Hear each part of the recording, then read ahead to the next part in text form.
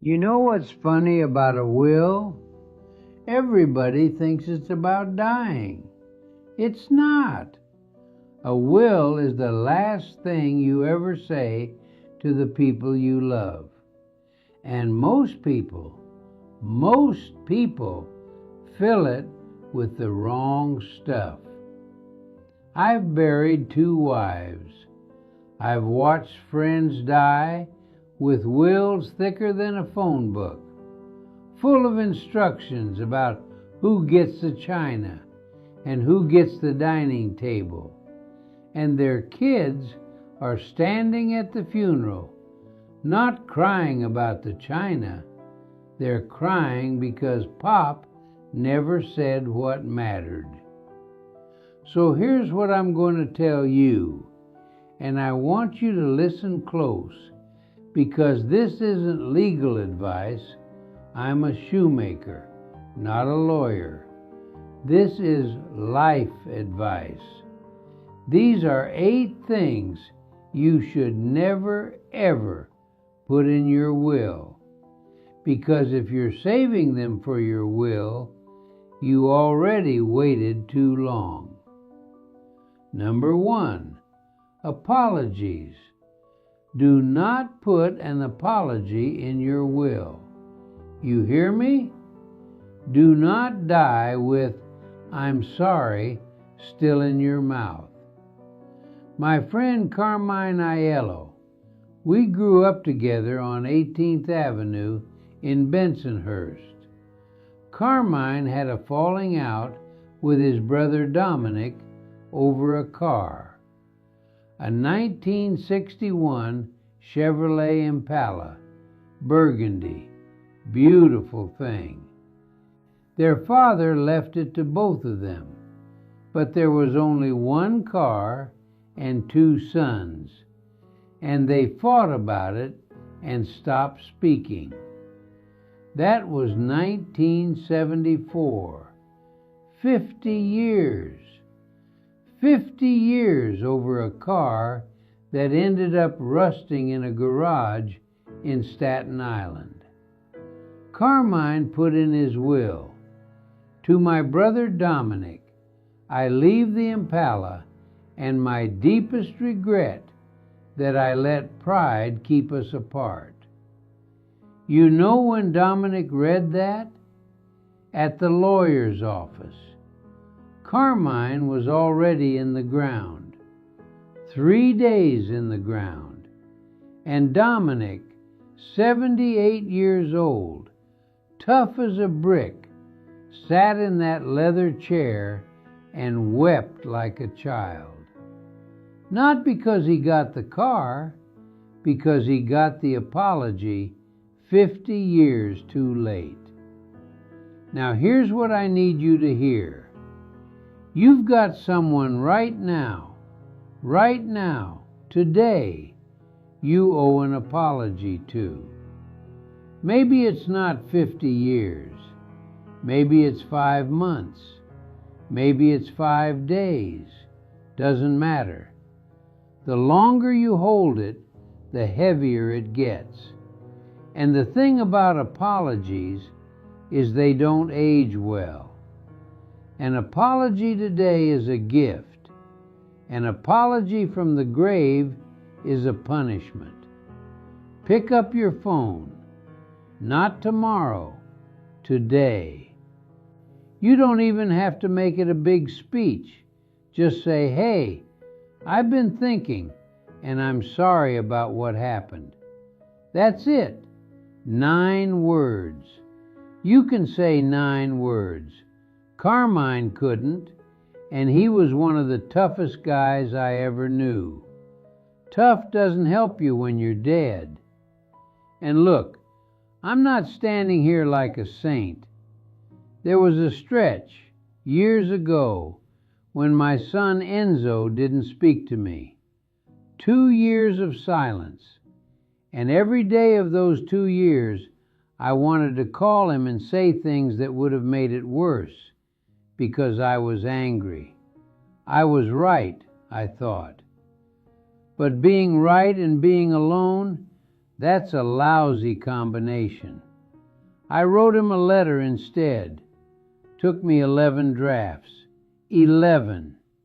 Because the first 10 were all about defending myself.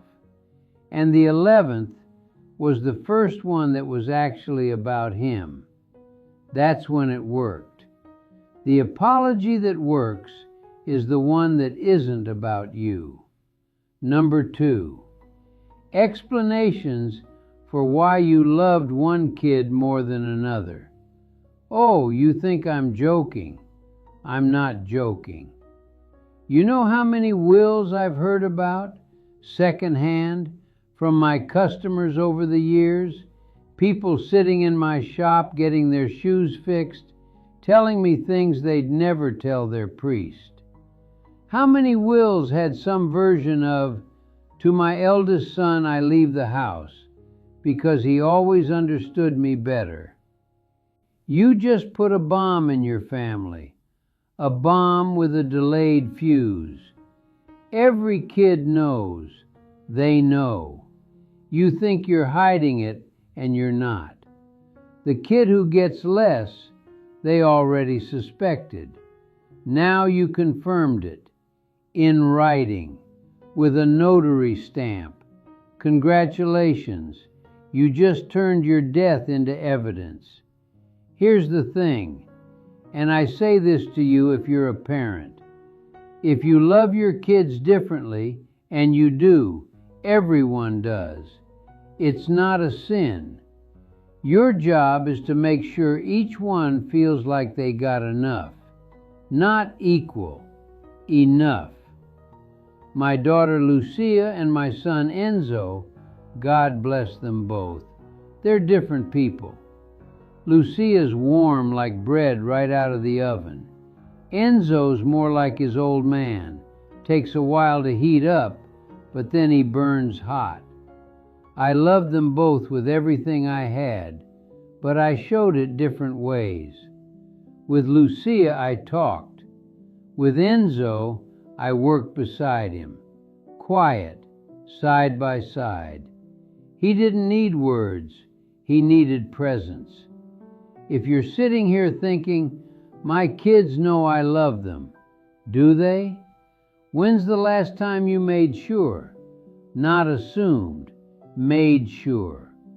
Call each one this week, not a group text, individual calls. Ask them something real. How are you actually doing? And then shut up and listen. That's all it takes. But you have to do it while you're breathing. Number 3, conditions. I leave $50,000 to my granddaughter provided she finishes college. I leave the house to my son on the condition he divorces that woman. You're dead. You don't get to run people's lives from the grave. That's not love. That's control. And control dressed up in inheritance money is still control. I had a customer, lovely woman, came in every October to get her winter boots resoled. Her name was Helen Park. Korean lady, lived over on 5th Avenue. Her mother-in-law left the family home to Helen's husband, but only on the condition that they maintain the character of the home, which everyone knew meant don't let Helen redecorate.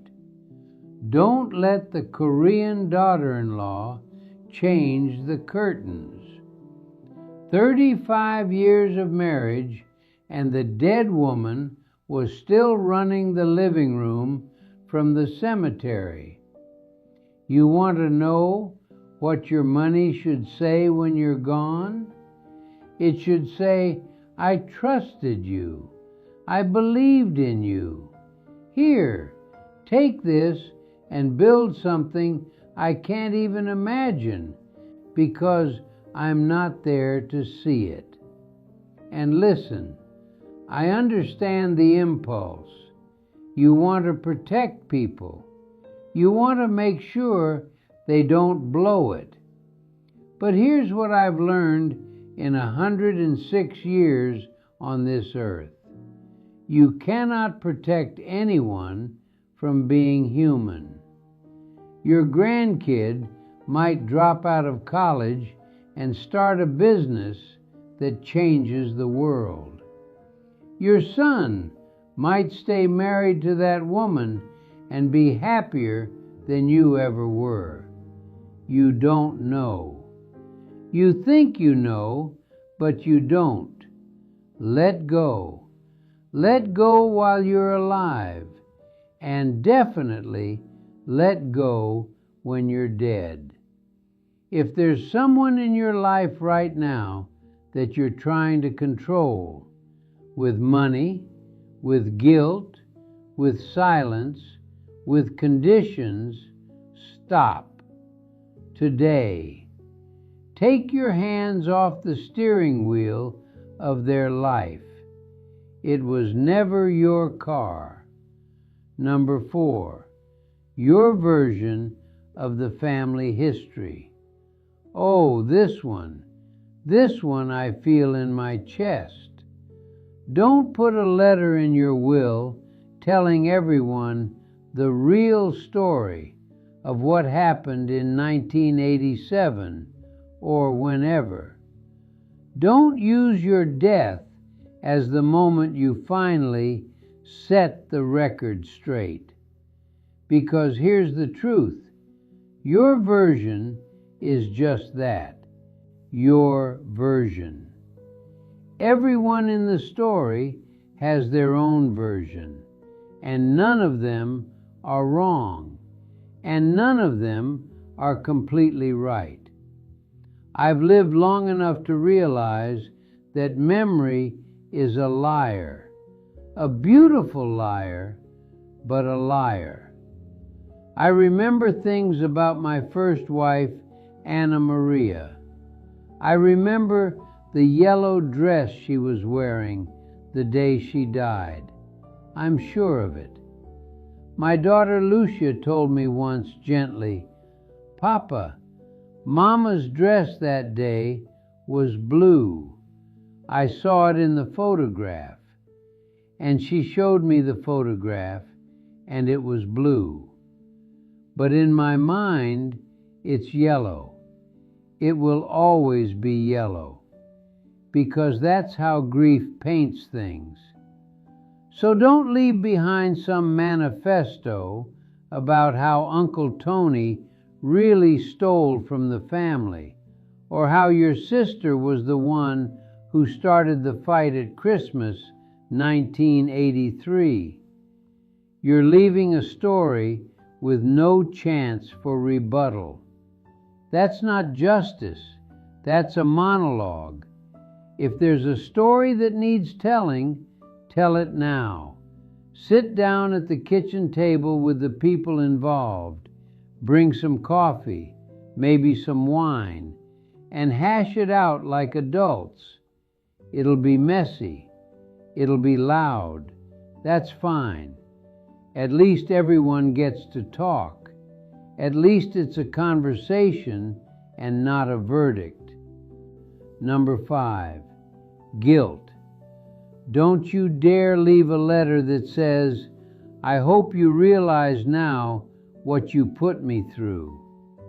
Don't leave behind some accounting of every sacrifice you made, every birthday party you funded, every time you drove 2 hours to their soccer game. I see this with parents. They keep score. They keep a ledger in their head. I did this for you, and this, and this. And they think the will is the final invoice. Let me tell you something about sacrifice. If you did something for your kids and you kept track of it, it wasn't a sacrifice. it was an investment. And investments expect returns. A sacrifice is when you do it and you let it go. You release it. It's gone. It belonged to them the moment you gave it. My father Enzo, God rest his soul, that man worked 16-hour days, 6 days a week. Factory during the day, fixing shoes at night on the kitchen table while I slept. His hands were so calloused, they looked like they were made of wood. You know what he never said to me? Not once, "Look what I did for you." Not once. He just did it. Because that's what you do. You carry the weight, and you don't hand the receipt to your children. If you're keeping score with someone right now, your kids, your spouse, your friend, rip up the scorecard. Light it on fire. Keeping score in a relationship is like keeping score in a marriage. The only one who wins is the divorce lawyer. Number 6, secrets. I know a family, I won't say their name, they're still around, where the father revealed in his will that he had another child, another family. For decades, the man lived 2 lives and used his death as the confession booth. You know what that did? It didn't bring closure. It blew a hole in every memory his wife had, every business trip, every late night, every "I'll be home tomorrow." All of it was now suspect. She couldn't mourn him because she didn't know which version of him to mourn. Secrets are poison. I don't care what kind, financial, personal, whatever. They rot you from the inside. And if you let them out only when you're dead, you've transferred the rot to everyone you left behind. Now, I'm not saying you need to tell everyone everything. That's not wisdom, that's chaos. Some things are between you and God. But if there's a secret that when you die will hurt the people you love, that secret needs to come out now, while you can hold someone's hand, while you can answer questions, while you can take the hit instead of making them take it when you're not there to absorb any of it. I say this to you with love. What are you hiding? And who will it hurt when it comes out without you there to explain? Number 7, your wishes for your funeral and nothing about your life. People put 12 paragraphs about whether they want to be buried or cremated, what songs to play, what flowers, what kind of wood for the casket, oak, not pine for the love of God. And they don't put a single word about what their life meant to them. Here's what I want you to do. Forget the will for a second. Sit down tonight, not next month, and write a letter. Not about your money, not about your stuff, about your life, what you're proud of, what you wish you'd done, what you learned, what you want the people you love to know about how you see them. My Gloria, my second wife, that woman, she was something. She left notes, not in a will, in books, in jacket pockets, in the sugar jar, if you can believe that. I found one in my winter coat 3 months after she passed. January, cold as anything. I put my hands in my pockets looking for gloves, and I pulled out a folded piece of paper. Her handwriting, which was terrible, like a doctor's. It said, "Sal, You're going to find this when it's cold. Wear a scarf. I'm not there to yell at you about it. I love you. G. I stood on 3rd Avenue and cried like I was 5 years old. Not from sadness, from being known. From being loved by someone who thought ahead to a January she wouldn't see, just to make sure I was warm. That note was worth more than any inheritance. You can leave money, you can leave property, but a note that says, I saw you, I knew you, I loved the specific, particular, irreplaceable you. That's what people carry. Write it. Tonight. Put it in their coat. Put it in their book. Put it in the glove compartment. Don't wait for the will. Number 8, and this one's the big one, the one I saved for last. Don't put I love you in your will if you never said it while you were alive, because it doesn't count. It counts as a sentence on a piece of paper, sure, but it doesn't count the way it counts when you say it to someone's face, when you can see their eyes change, when they can hear your voice crack, when they can feel your hand on their shoulder. I was not a perfect man. I was stubborn, and I was scared, and I worked too much, and I grieved too long, and there were years, whole years, where I was standing right next to my kids, but I was 1,000 miles away in my head. I know that. But the one thing I got right eventually was saying it, saying the words. I say I love you to Lucia every Sunday on the phone. I say it to my grandchildren when they visit. I said it to Gloria every morning for 33 years, even the mornings we were arguing about stupid things. Because an argument doesn't cancel love. An argument is just weather. Love is the climate. And I need you, right now, whoever you are, wherever you are. I'm 106 years old and my time is almost up, but yours isn't. Yours isn't. So I need you to say it, not in a text, not in an emoji. Open your mouth and say the words to the person who needs to hear them. Because a will is just paper. Your voice is the thing they'll remember when you're gone. The sound of you saying their name and then those 3 words. That's the inheritance that matters. That's the thing no lawyer can distribute, and no court can contest, and no fire can burn down. I know because I've lost everything. My mother when I was 5, my first wife when I was 31, my shop, my friends, whole decades of people.